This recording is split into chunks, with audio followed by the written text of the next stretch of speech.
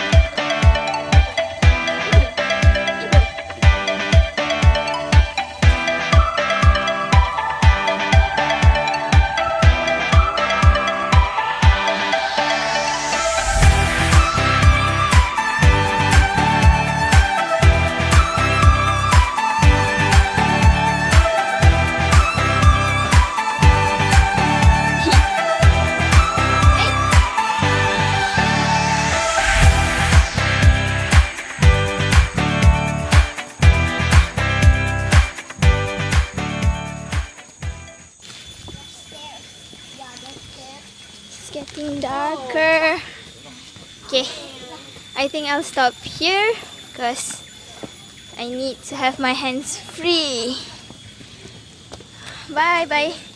I'll see you up there. Hey guys, after pretty much half an hour of sweating and climbing all those mountains, we finally arrived at the waterfall. Ta-da! Wait. Go a bit down. Hi. Adi, what do you feel? Adi, what do you feel? So happy and I'm not scared.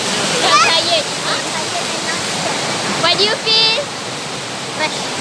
Fresh. It's already 8:15 in the morning. And I am so happy. Hey. Ambil gambar kita ni.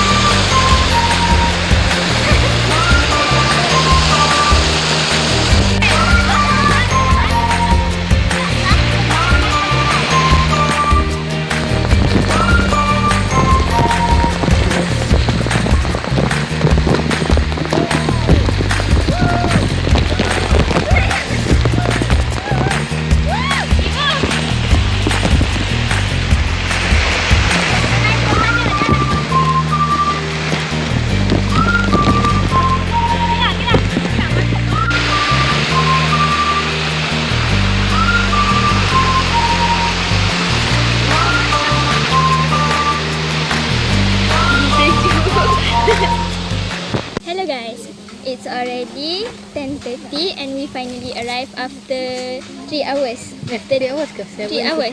Yeah. After 3 hours being in the jungle.